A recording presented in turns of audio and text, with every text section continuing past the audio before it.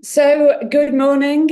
My name is Sue Benson, and I'm the MD and founder of the Behaviours Agency. And I have absolute pleasure of being joined by these magnificent women here. So, Kate Dale from Sports England, who's their marketing director, Gail Lally, Femtech CEO and ex-COO of Balance, and Sophie Van Ettinger, CMO of Startup and Begin and ex-CMO of Dove. And I'll get them to explain a little bit more about themselves in a second. But before we get started, I thought I'd give you some context for why we're here. So last year, I had one of those that's enough moments. Enough of talking to clients about why they shouldn't represent midlife women with gorgeous 30-year-olds, no matter how gorgeous they were. Enough at looking at advertising and not seeing myself or my fabulous 50-something friends there. Enough of midlife women being clumped together in a single mass of menopausal fog or nasty sweat. And there's loads in the press around that at the moment, as you've probably seen. Enough of the negative attitudes and portrayal of women at this stage of their life, really. And you kind of get it. It was definitely enough is enough moment, and action was required. So rather than get divorced, which was where I was heading because I was moaning so much, we actually did something about it. And I'm really lucky to be surrounded by a group of women who came together to create a midlife task force so that we could really listen to these women, learn from them and explore them. And I don't think I've ever laughed as much. I've definitely not cried as much or ranted as much in my life listening to those women.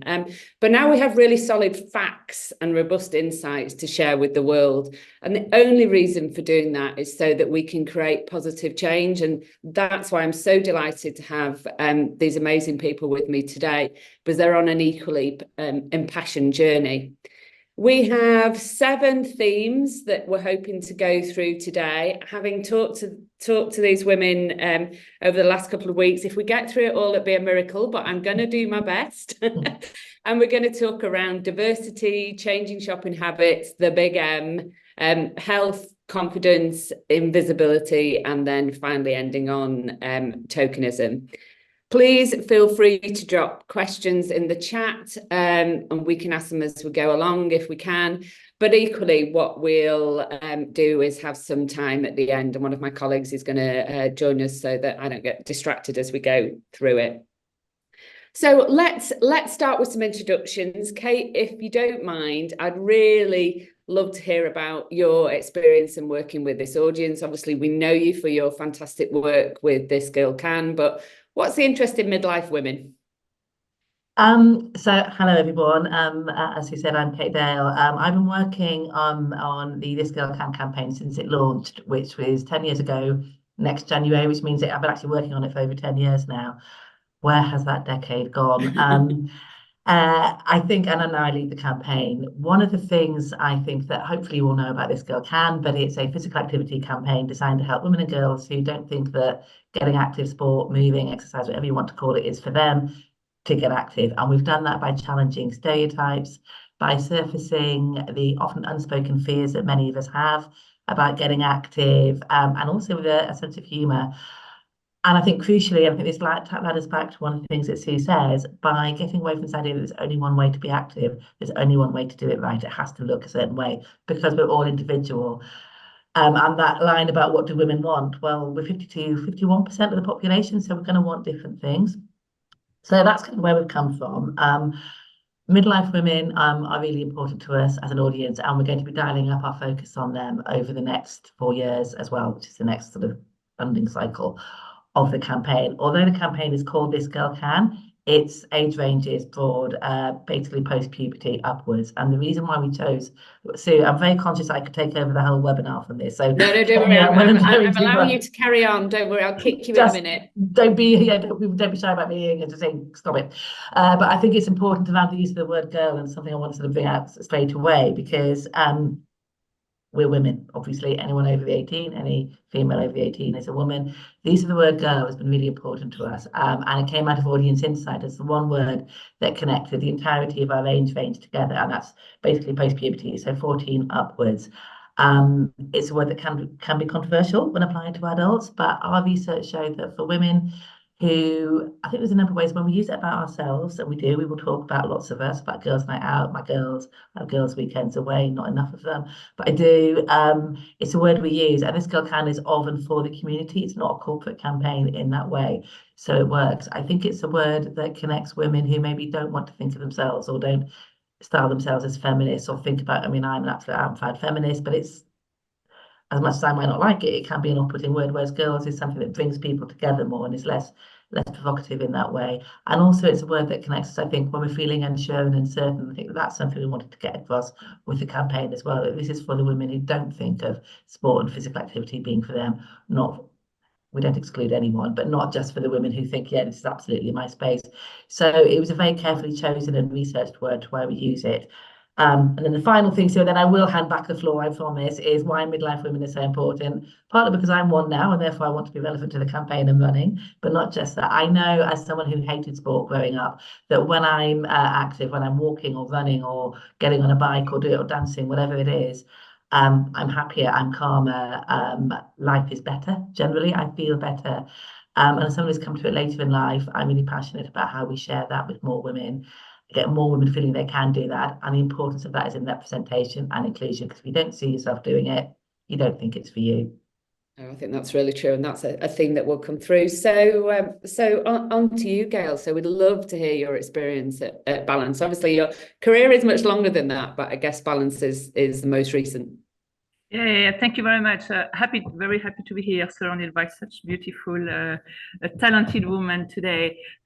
So yes, I had a privilege actually to work alongside Dr. Louise Newson, who had this massive kind of fear that 51% of the population were not being listened to. She was seeing in her practice CEOs, lawyers dropping off the workforce because they just couldn't get a diagnosis or access to the right treatment. 25% of women suffer from very severe symptoms of the menopause or perimenopause, but 77% do not realize that their symptoms are due to their declining hormones, because they'll go to their GP and the GP will say, oh, you're only 41 years old. It cannot be the menopause, move on. Or this is just a natural thing that happens to women, move on, except that you talked about divorce earlier on. Well, we know that 7 in 10% of women actually blame the menopause symptoms on their menopause symptom.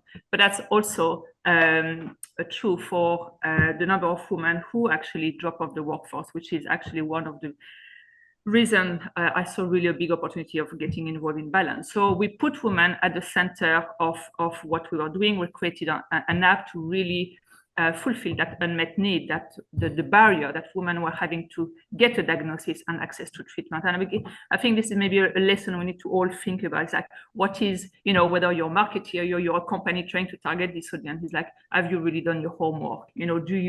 What you're doing, is it really fulfilling an unmet need?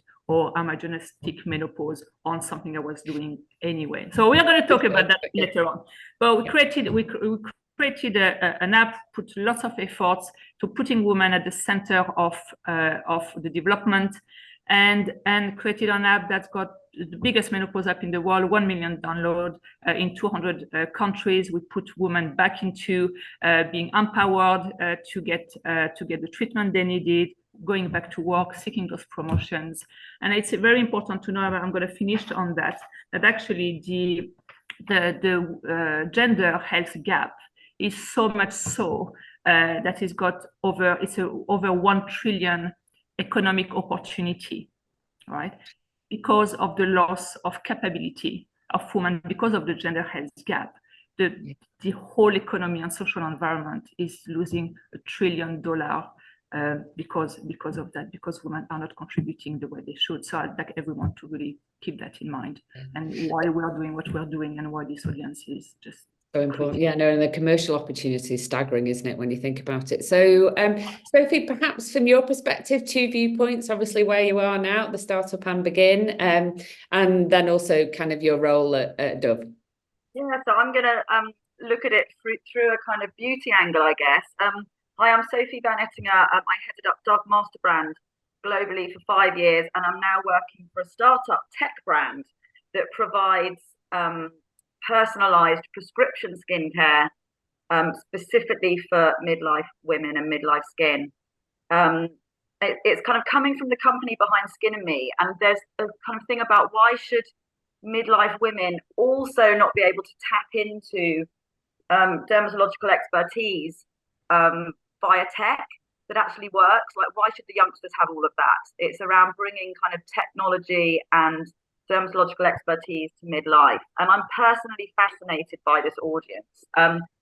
My friends and I are all turning 50 this year, and as a marketeer who is obviously very, very interested in people, I can really feel something big happening culturally. And I recognized that when I was working on Dove, and certainly this is why I wanted to come into a tech startup.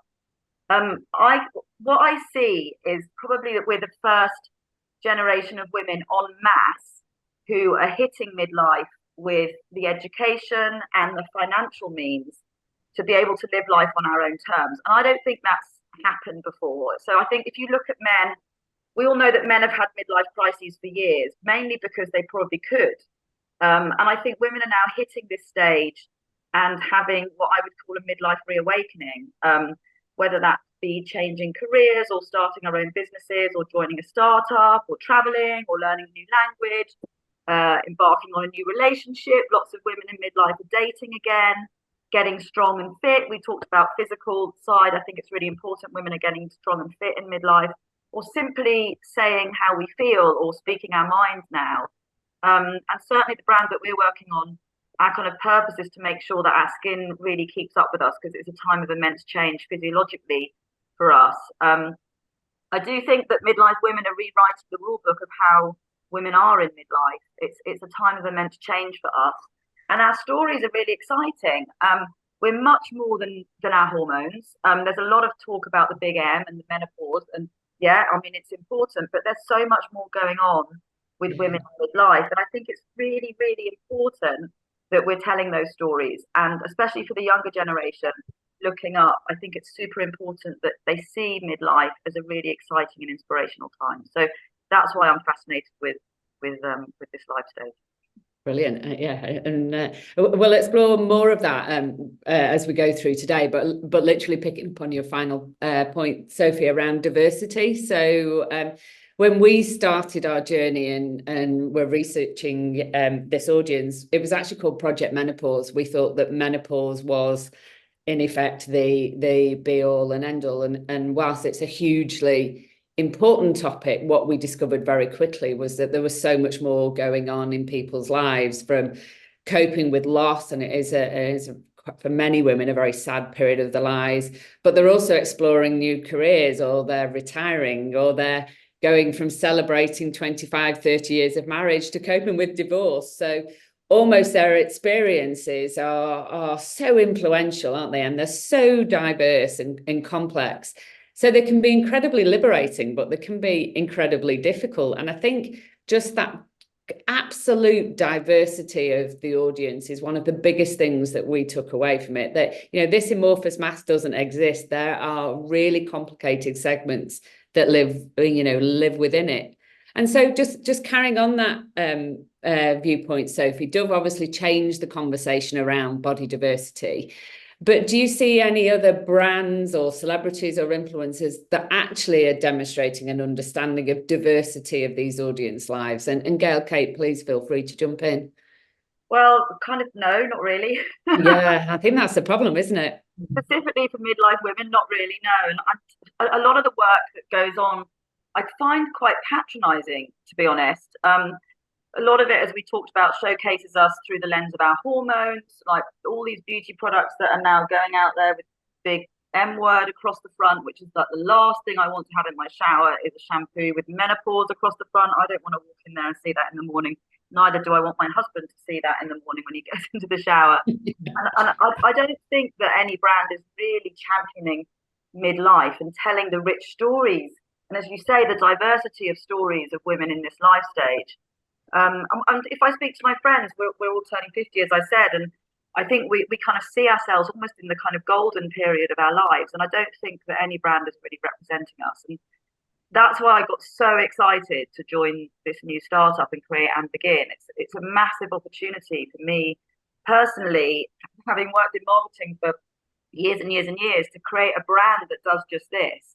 And I've been given that absolute freedom to go and create a brand that really represents this shift to self that we're going through, and really championing us and making sure that we're creating kind of skincare that really works for midlife skin. And it's really interesting because even coming onto the brand, I was kind of told, oh, you know, let's future-proof this for the millennials and the Gen Zs. I was like, no, they've got their brands.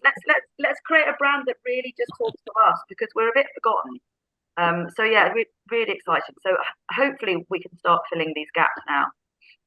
So the conversation will be about I'm beginning the future, but now, I mean, that's in effect what we found. There are precious few people that really are understanding and exploring this. I don't know whether, Gail, Kate, you came across any? I totally agree with Sophie, if I'm honest. When I saw the question, I'm like, damn, what am I going to say? But I think for me, the ones who are going to succeed is the one who, you know, women are, you know, you said, Sophie, very, very much patronized. And we've seen so many brands do it very wrong, even recently.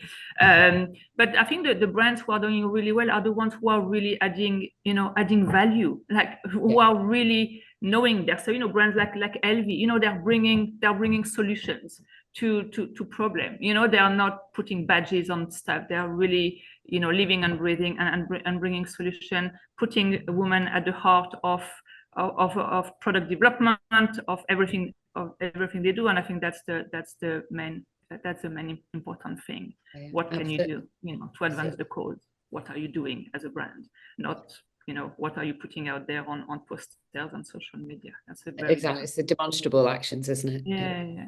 Kate, did you want to add, or? No, I struggle to think of brands that are doing it very well as well. Which, when you think about, I mean, even just being brutally economic about it, think about our spending power. It's just all those missed opportunities, isn't it? But we are still seen as, if we make it cool for the young ones, then us older women will latch onto it too, as opposed to thinking of us as a distinct audience. When we haven't done it right all the time. When we've done it well, it's when we've properly listened to women of whatever group we're talking to, but of women of this age, and properly represented them, and that reflected what their lives actually are now in a non-patronizing way. We need to do more of that. Yeah, it's really true. And I guess the next thing that we found was around changing shopping habits, and you're right, kind of the commercial opportunity for these women. And what we found was they were generally aligned to triggers in the health and the physical well-being. So, you know, welcome to the world of weight gain, hair thinning, and wrinkles. What a joyous occasion it can be. But it really made them reconsider the brands that they were purchasing from, because they just weren't sure that they were relevant for them anymore. And so this, I think, is a real opportunity for marketeers. It's a time when women are reassessing the brands that they connect with, the brands that they use, the brands they put on their skin. You know, everything is almost up for grabs. So a massive opportunity. So Gail, I did wonder, from a femtech perspective, how influential it is, that tech space, in terms of driving these behavioural changes and supporting women's desire to kind of find new places and spaces. Yeah, I think that there's a very big trend. And first of all, the femtech industry is absolutely booming. I think it's projected to be like 103 billion kind of industry by 2030, from about 30 billion kind of today. And I think there's lots has happened, kind of, I guess, in fertility in the past, but of course more and more kind of like menopause and other bits of femtechs are coming along. And what we really see is that this trend about decentralization of health, like turning the problem on its head and giving power to women to take health in their hands. I mean, what Sophie is doing is amazing. You know, it's like turning the problem on its head, like we've done also on Balance, putting the power in women's hands. And I think again, we're the first generation having access, having the purchasing power, having access to all the technology. So there's a lot happening in that space around decentralized health, tailored nutrition, tailored exercise and fitness. There's so much happening. You know, Wild AI is one startup that is doing absolutely amazing work in that space. Longevity, how healthy aging. You know, a company like looking at longevity and how we can age more healthily are really killing it out there, because again, this is giving the tools for women to be empowered and to understand their body better and to make the decisions about their own body, being informed. And I think what we've seen, that's why we were talking about sorry, I can't find my word today, about being patronized. I think women, we need to, and especially in the domain of menopause, so much misinformation is happening out there, and it's probably true in other parts of the other disciplines, that the brands really need to earn that credibility. And I think that's very key. Earn the credibility, prove the evidence of what they're offering. And I think this is again a trend that I don't really see, you know, for kind of more consumer brands, which is a real shame. Yeah, and that authenticity, I think, is really important. That certainly came out when we talked to women about what they wanted from brands. That was being authentic, and that equally means not playing in spaces that they shouldn't be in. So, you know, not having a menopause viewpoint when that's nothing to do with what they do or what they're about. So yeah, there's a lot around that, isn't there, in terms of authenticity. And Sophie, I mentioned then kind of the physical triggers, you know, changes to skin. But just how easy is it to get women to try new products? Kind of what do you have for our marketeers? How do we get people to actually change and actually do something? Well, I mean, it's not, so we know that 4 out of 10 midlife women are contemplating their skincare. So we do know that they're thinking about it, and it's not surprising. I think this is the moment that we realise that it really is time to bring in the professionals. Things are kind of shaking when it comes to skincare. We need dermatological advice and help, but we need it in a way that doesn't cost a fortune. And we need ingredients that really work, that we can trust, that really work. We also know that a lot of midlife women are really confused with what's going on in this area. So there's a proliferation of formats and brands and ingredients and products, like a load of stuff is hitting us. So we know that midlife women need support and expert help and guidance, and a brand that they can trust, which really brings the latest ingredients in a simple way, make it really simple with expertise behind it. And that's kind of what we're trying to do on Begin through tech, asking women about their skin through an online questionnaire, and then creating products specifically for you that's packed full of the latest and best ingredients. And so, yeah, it is going to be like, just keep kind of talking about this, and also being an online brand is not the easiest. And we've spoken about this as well, Sue, about how midlife women, yes, of course we are tech savvy. It's quite funny actually, because when I first started in the role, I got asked by the youngsters if women in midlife actually shop online. Ouch. And I was like, yeah, we do that. Maybe. But I do think that it's really important as well that we have a human touch. It's quite interesting, like, because I work with the younger generation, I find it fascinating to talk to them about how we're quite different. And I think we're used to chatting and connecting with people and talking with people, whereas, I know it's a bit of a generalization, but the younger generation are much more used to doing things online. And we like to chat and see things in the real world and touch and feel things. And so I think it's going to be a bit of both for us. It's a bit of kind of, it's online, but also it's really important for us that we get out into the real world and talk to this generation. Yeah, and in all the places and spaces that they are, you know, just again, the diverse places from, you know, playgrounds to wine bars and everything in between, isn't it? So yeah. So moving on to the big M. So joined by a colleague. So moving on to the big M, we really thought that it would be a massive factor in what we were doing, and what our research suggested was that whilst 2/3 were in the menopause, and exactly what Gail has just said, only 1/3 of those were suffering from serious symptoms. So it's significant, and thank God for all of the work out there, but it does feel like there's more to explore here. Kind of one is the recognition that there's more to the midlife conversation than menopause, which kind of seems to have, we seem to have got that legacy now. And secondly, around, has that conversation moved on? So Kate, I was curious about your view on how society and media represent midlife and menopausal women, and actually what would you like to see differently? Yeah, I mean, I think I can see change over the last 10 years. If I think back to when we started, and one of the principles that we've always had throughout the campaign is everyday women authentically doing what they do, no photoshopping, etc., etc.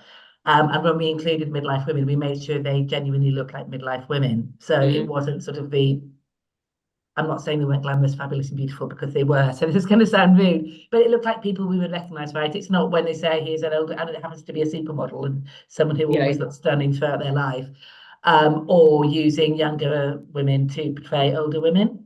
It's weird, isn't it? You use some of the same group of women to appeal, to stretch down to teenagers and stretch up to midlife. So I think that was, I think we see far more older women or midlife women in the media than we used to.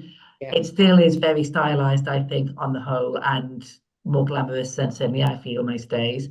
So okay, that might be aspirational, but it might not reflect how it feels.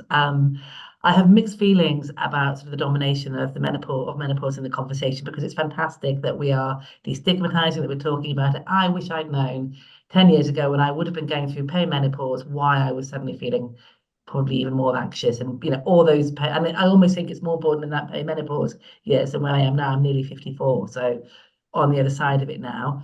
But I'm more than just my hormones or lack of hormones, in the same way that I was when I was premenopausal, etc., etc.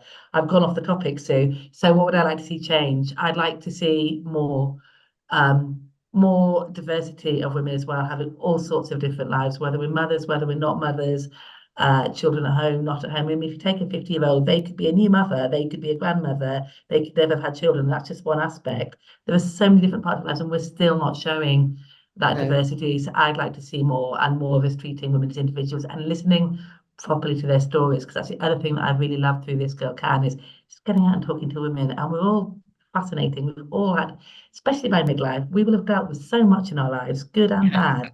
And you listen to that, and I want to hear more of those stories and find out more what's going on, and share more of what's going on in women's lives, and for that to be portrayed both visually and through the storytelling. Yeah, no, absolutely. And Gail, from your point, one of the things that is really noticeable about balance is the absolute focus on medical efficacy. And our research, women talked about being totally and utterly overwhelmed by the amount of menopause information that was out there, almost coming at them from, every corner of Instagram. So from your viewpoint, do you think the menopause conversation has moved on? Is that changing or not? Yes, it has moved on, and I've seen the good, the bad, and the ugly. It has moved on, since the Diana McCall documentary a few years ago. We've seen number of conversations on Google go like this. We've seen number of women prescribed with HRT go like this, which is, all of this is absolutely amazing. So women are being made aware, they're taking action.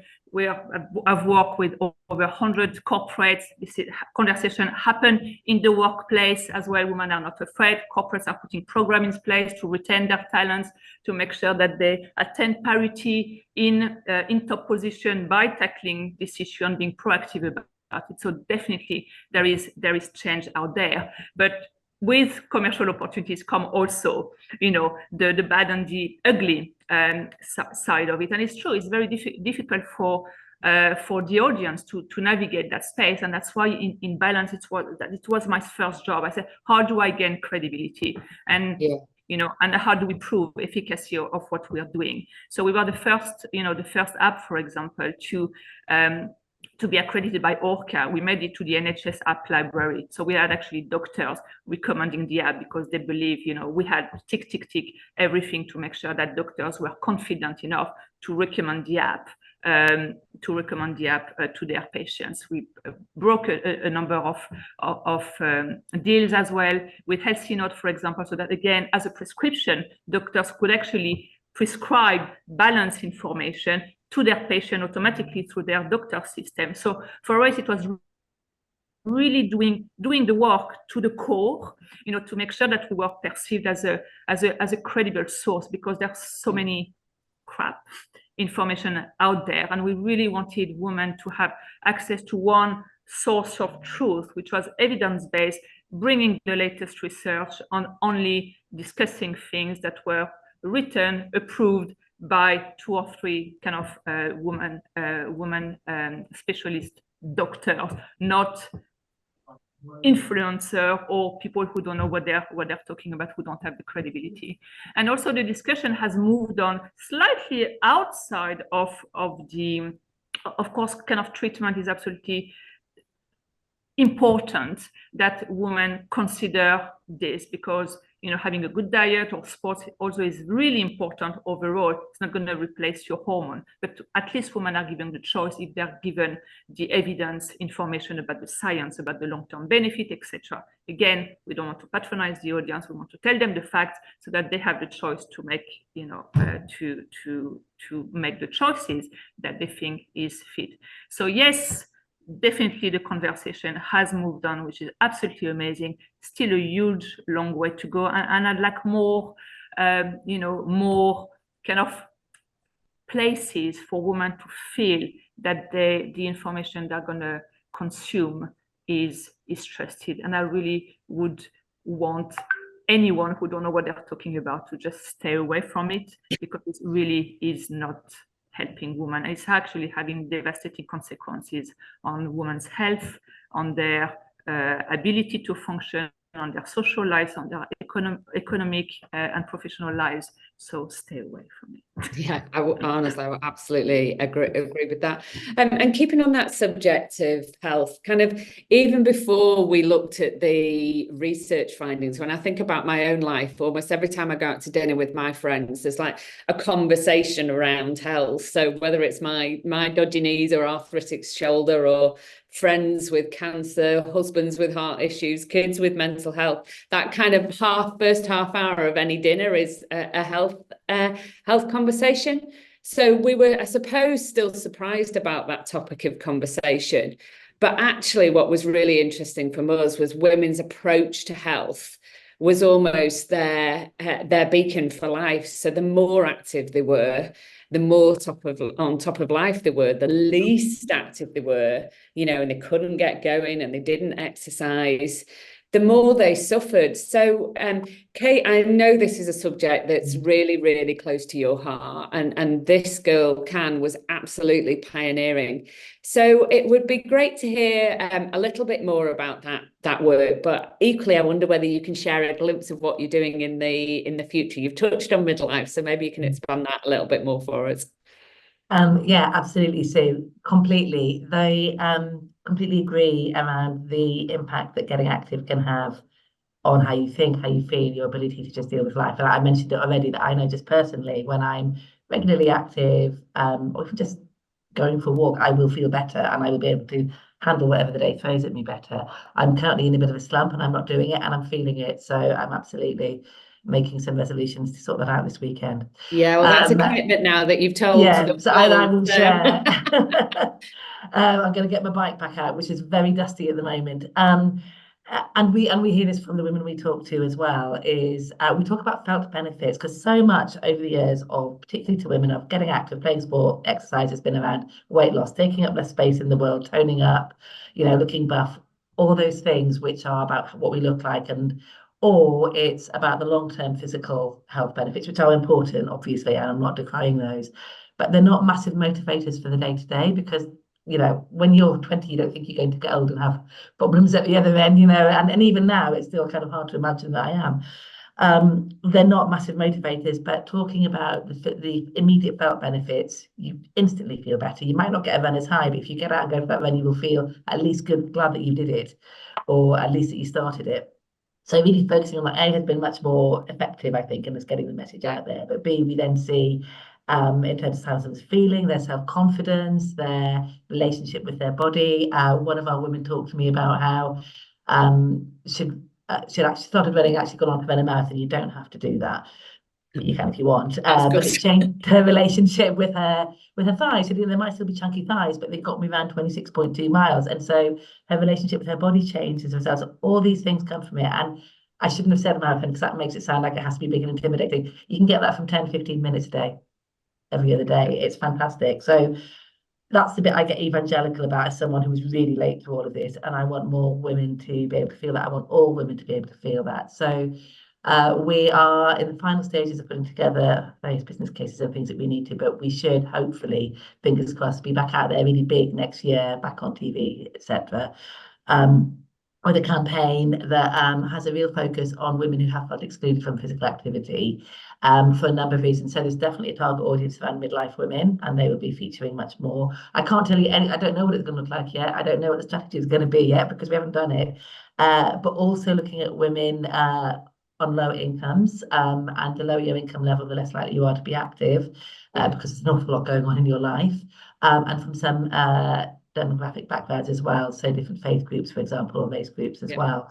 And so making sure that we are really, really inclusive so that everyone feels able to get active in their own way and on their own terms and for their own reasons. And they're the crucial bits. It's not about what it looks like to anyone else. It doesn't have to be in lycra if you don't want it to be.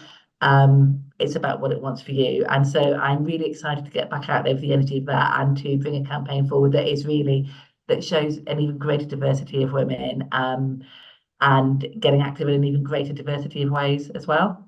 Yeah, fantastic. That's not much of a tease, is it? But No, but honestly, it's enough to get us excited. And picking up on the lycra word, Kate, one of the things that we were really surprised at when we looked at the sports space and the sports brand is there's actually a really noticeable there's just no midlife women. There's pockets of representation of midlife women, but overall there do not seem to be a core audience for the major sports brands. And I've got to ask you, why do you think that's the case, and what can we do?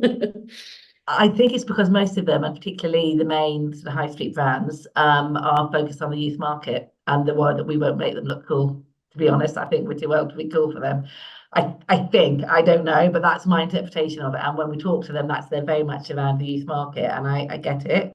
And I guess that's where athleisure traditionally has been, but huge opportunity there, right? And I don't understand why. There is a way of doing it where if you're one of the, I will name there's 2 or 3 global ones who, could just do it, let me say that, who you think could easily have, I'm not saying that we need our own separate range, but market in a way that it's relevant and inclusive of us, while not terrifying the young ones with visions of, God forbid, midlife women. No, exactly. And it's really interesting. I talked to Penny Black, who's the CMO, or was the CMO of Canada Goose, and she talked about just how incredibly powerful using midlife women were as role models for, she's a Gen Z brand in terms of who their audience was, but just how powerful these women actually are. So, it's really difficult to understand why they do what they do. But anyway, I think we'll just keep going championing that one, Kate. So confidence, Sophie, you and I have talked a lot about this around kind of the pivotal role, and we've talked about our newfound fuck it confidence. So I apologize for my swearing, but that kind of energy that has come. And we see representation in the media changing. So Pamela Anderson going makeup free, which you'd never have imagined. So what's driving this new movement, Sophie? Why are we doing this? Because we're Gen X. We're the original cultural movers and shakers back in the 80s and 90s. So I don't think we should find it that surprising. I think we're kind of hitting midlife now and getting our head above the parapet again. I think we've been really busy in our lives and with our careers and maybe with relationships or with families, etc. And I think we're kind of hitting midlife and thinking, oh, hang on a minute, kind of screech, pause, and we're kind of refining that attitude and rediscovering our rebellious sides. And I think very importantly, we're hitting this generation, as I said, en masse with the means to be able to now say, you know what, I'm going to live this stage on our own terms. And I think that's why it's really exciting to be able to create a brand. And I think like and begin, when I first came onto the brand, and I was kind of forming it, the name was there, and I looked back in the archives to find where it came from, and sure enough, and like this recognition, like this pause that women have in midlife, where we stop and we kind of think, and it's kind of quite an introspective time where we're like, okay, and we're just about to start with begin, like the and begin, this fresh energy and purpose, like, and really starting to kind of live the next stage of our lives. It's an immense time of change for us, and I think loads of women have told me, because I've been listening to their stories, and they've just told me it's that moment of, hang on a minute, what's going on? I'm just about to start the next bit, and I think it's like, right, we're going to re-find ourselves again, and here we go. So it's a really exciting part of our lives, and I think when I speak about it to the teens and the youngsters, they're like, oh my god, I didn't realize it was going to be that exciting. and yes, it is, and and hopefully our I've got a 20-year-old daughter, and hopefully we're just creating a new future for her, and opening their eyes to what's absolutely possible, although she would tell me that everything is possible, so from that perspective, so it really does feel like a coming of age, doesn't it, in many ways, and we can get hold of it now we do have the means. So sort of coming to a close, really, and the last couple of questions around invisibility and tokenism, and although we've read loads of very similar reports, in our research, we found the same thing, that women still feel invisible. 67% of women feeling invisible, which is shocking considering where we are. And 32% felt that advertising didn't reflect them at all. And when we probed around it and we talked to them, it's because they just didn't see women of their age or their demographic facing out to them. It wasn't just my opinion, it actually reflected. And then when they were depicted in the media, that was obviously portrayed negatively, or it wasn't great. And a real frustration from women that this shouldn't just be the case. So, Kate, I thought maybe you could kick this off with kind of the lessons you share about that representation. How did you go about kind of, representing women quite so well as you did? What was the process? We listened, basically. We asked questions, and we listened, and we let women tell their stories, and we didn't just take their. So the theme that ran right the way through and still runs right the way through this girl kindness, fear of judgment, which feels very relevant to everything we've been talking about now. Fear of judgment from others, but also of ourselves.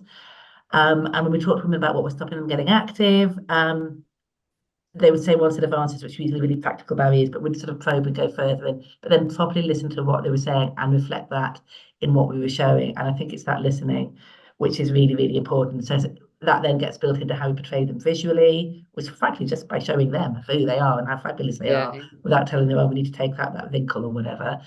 But then also the stories that we told, I think that again came from listening and giving them the freedom to express their own views in that. So that feels like a really simplistic answer to it, really. But I think it is that properly listening and making sure that in all our creative decisions and strategic decisions, actually, it was rooted in that insight and in that data, and making sure, and I know I said this at the beginning, that when we did include older women, midlife women, they generally looked like midlife women and not, I think before that, you would see, it would be the supermodel types who still had amazing cheekbones and everything else, because frankly they always did, and there's nothing wrong with that. I'm not knocking supermodels, but I think that's the really important part. And also, sorry, and then I will hand over, but not just then focusing on their age or their menopause or the things that go with that, because we are all so much more than that at any stage of this. So I think that would be part of their story, but not the focus of their story.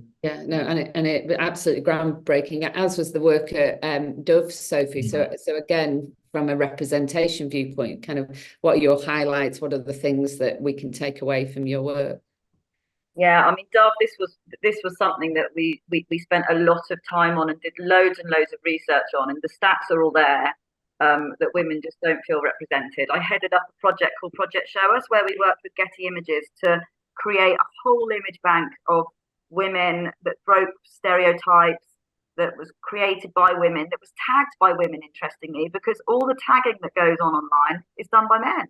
It's not done by women. And the photography is done by men, not by women often. And so we really wanted to create something by us, for us. And we know from the data that women just feel ignored. Certainly midlife women, we know from all the research that we feel like the forgotten generation. As we said, if we're portrayed, it's often as tired or like verging on retirement or written off, looking much older than we feel, whereas it's a really vibrant time for us. And I do think that I'm not convinced marketing and creative teams do know how to portray us. And I think there's a brain drain of midlife women at the top of marketing and creative organizations, honestly. There's a few of us, but not that many. And I think there's a lot of still a lot of either younger people or men at the top of beauty brands and departments. I mean, I speak about it. I've got friends at L'Oreal and Unilever and Estee Lauder, and they still say, it's so frustrating because men are still at the top of these brands and organizations, which is fine. But I think we do have to have a voice. Midlife women do have to have a voice. And until we do, we're not going to be portrayed correctly. Yeah, no, absolutely. And Gail, should we pick up on that point? Because I know you and I have talked about this, the barriers, you can't really comprehend why this does exist. Is it the role of the exec boards? Is it marketing teams? Is it consumers? From my perspective, I look at the ad industry, and whilst we've made great headway in terms of senior leadership and female representation, at the C-suite, actually, that's the only place that midlife women exist, because there's a great gap of people that are working daily on client brands, account managers, account directors, brilliant creatives. They've just gone. And so, as an industry, we've got to do something. And therefore, we're on a roll, and I'm definitely on a roll to try and improve that. But do you think that's the issue, Gail? Is it the fact that the marketing departments just are too young? I think this is on everyone's mission. This is not the marketing department mission. This is on everyone's mission, because it's from the research team, it's product development team. It's absolutely everyone, marketing, research, insight, and C-suite as well. Only 28% of women make up C-suite's role in the world. I mean, we're 51%. For entry levels role, don't worry about that. There's equal representation, men and female, but 28% in C-suite role. Anyway, so I think it's on everyone's problem. But also, what is not helping as well is also the investment. Who is investing in new technology, in startup, in new medicine, new ideas, to cater to that audience. Again, most of the investments. Most of the venture capitalists are men, and they're investing in things that matters to them. And women's aging skin probably is not something that really matters to them. One of the founder told me recently, she was targeting midlife women, and one of the investors said, "Oh, this is very niche what you're doing." And this is the answer that women entrepreneurs are getting. So it's kind of sadly self-fulfilling prophecy. So we actually need to attack the problem at every level level of the organization. Yeah, absolutely. So bringing us to a close, because I'm conscious of time, and hopefully we've got some questions coming through. I wondered whether you could each give me one piece of advice for marketers about how to reach, be relevant, and represent midlife women. So, Kate, can I start with you? Well, listen is what I'd say. I just talked over the top of you to say that, ironically, but properly listen to your audience and celebrate us, because it's an absolutely brilliant honestly, my life has got better now. I love that concept of fuck it confidence, because I absolutely recognize it, and I'm going to be using that phrase a lot. So celebrate everything and everything that we have, and work with us to celebrate that by listening to us and reflecting that in what you do. Brilliant. Gail? So do not assume what your customers want and what they feel is representative or inspirational.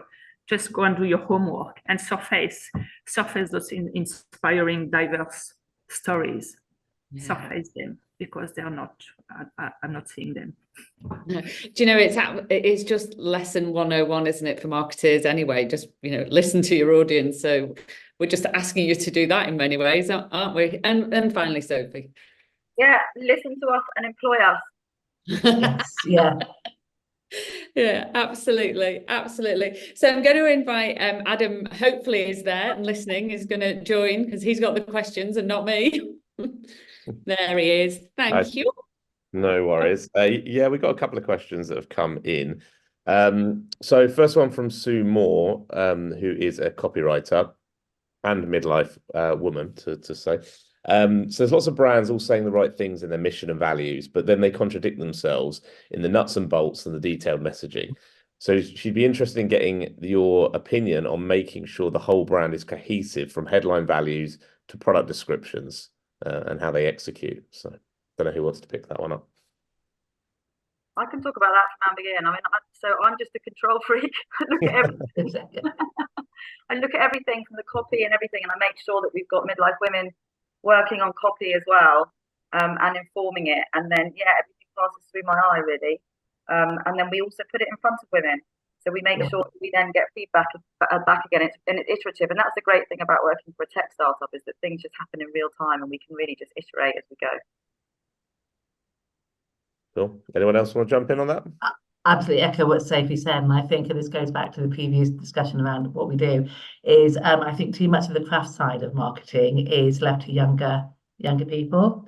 And I think the idea is that you work up through, you do your copywriting, your art direction, and then you become a very important C-suite person in your, or if you're women, you probably then exit and do your own startup instead because you're sick of battling all the nonsense. 100%. You're expected to sit at the top and delegate down, and it's like, why aren't you getting involved in the creative and doing stuff? That's why I joined a startup.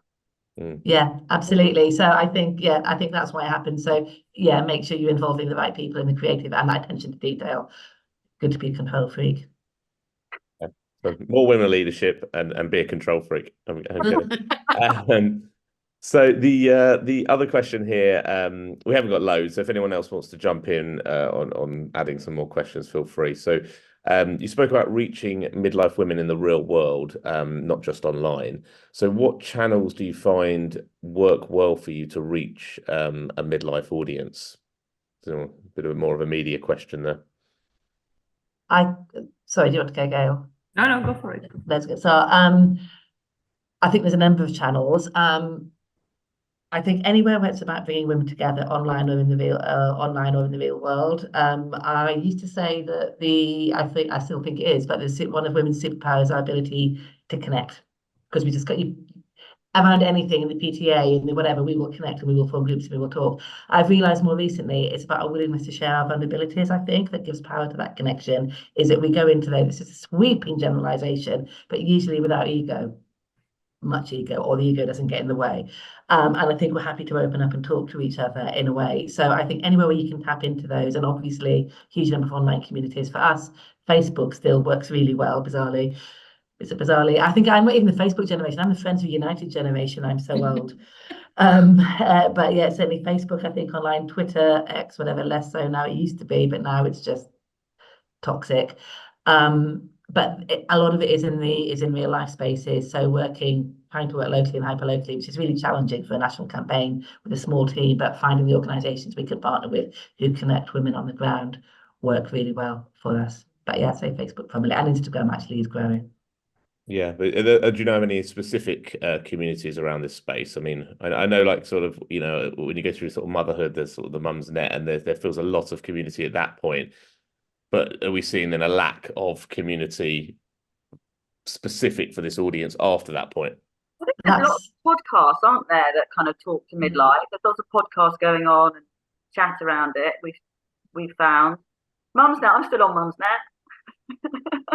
I'm still there, even though my kids are older.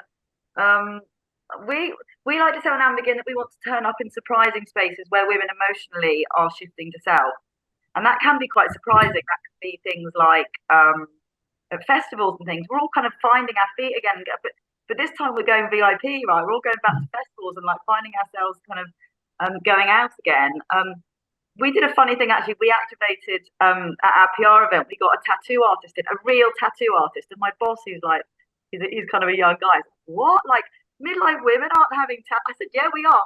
we're all getting tattooed and pierced. And sure enough, there was a queue all night from people wanting to get tattooed, like really surprising things that if you really tap into this audience and understand them, you'll find out things that are quite surprising. Wow. It's more like, are you ready for midlife? By the yes. gearing up again. I love that. Are you ready for midlife? So another question. So have you encountered any brands or campaigns that you believe effectively and authentically engage with midlife women? I think we talked a bit about this before, but anyone interested to hear about some further benchmarks as well? So yeah, any campaigns that you think have done this authentically? She's done a great job. Let's call out Trini. She's done a great job. She's a competitor, but I love her. Yeah. No. And it would be rude if I didn't call out both of you guys. So I would encourage you to go and look at what Ambegin did and what This Girl Can does, because they're both excellent examples of how you really can represent women. But yeah, we're struggling after that. You're right. There's some in the beauty space, isn't there? If you want to find some nice stories, actually, we've got 6 women on our website. We literally went live yesterday on our purpose. You can see some super stories of women talking about this life stage, like really talking about what they're going through. So if you want to kind of dig into other sources, then yeah, we're going to champion those. Yeah, yeah, but there's a surprising lack of it, Adam. You know, we looked at a range of categories. Finance, not really.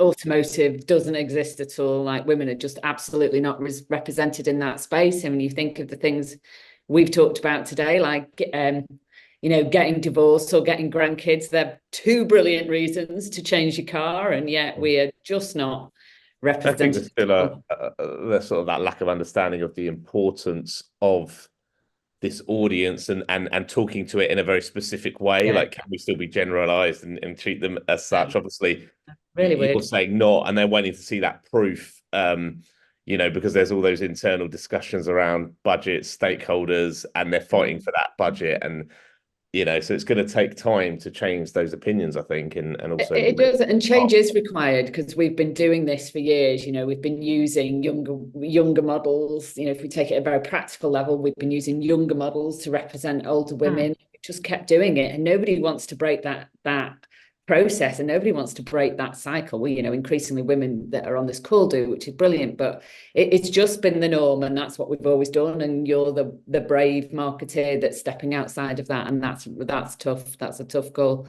In this, right. It starts with representation in everywhere decisions are made, and if everyone who's listening who's not read Invisible Woman yet, just go now and read it, because it really exemplifies why lack of representation of the right audience in the right decision making really leads to disasters. Yeah, exactly. So on that happy note, is there one very, I'm conscious of time, Anna, one very final quick question, or are we good? Yeah, we have got one last question, which is just around the Davina McCall work for menopause, and sort of is that leading to be considered a medical condition, which several female doctors are sort of challenging, and just views on that recent media coverage. Oh yeah, from the BMJ. Yes. Again, I think what is important is to be able to give women the right information, evidence-based information, so that they can make their own choice. There is compelling scientific evidence that shows that actually lack of hormones in women's body leads to increase in cardiovascular diseases, type 2 diabetes, for example, heart disease, etc. So it's very important that women are aware of that. And with that information, they can make the choice, right? In Balance, we're also offering a huge amount of advice around nutrition, exercise, mental health and menopause, etc. So it's you know, being able to make sure that women have everything they need in order to, you know, decide what's best of them to, you know, to tackle their symptoms and to be aware of their long-term health, what they want to tackle. It is so important. So far, the information has not been given to women.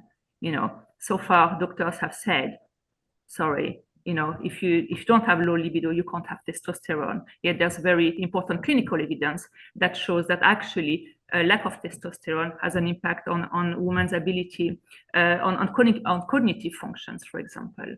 So it's very important that the information is out there and not withdrawn from women. They don't need to be patronized. They just need to have the information so they can make their own choice.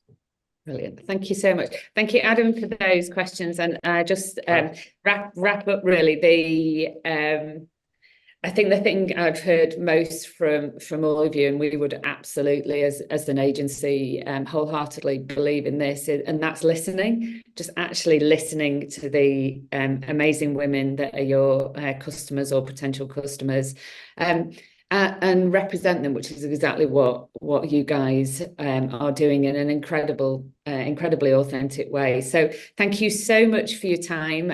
For those of you that have joined us, if you want any details around Midlife, obviously go to our website. The report's there. We've got a lovely newspaper version of it. It is just amazing. So more to find out. But thank you so much, guys. I really appreciate your time, and we'll catch you soon.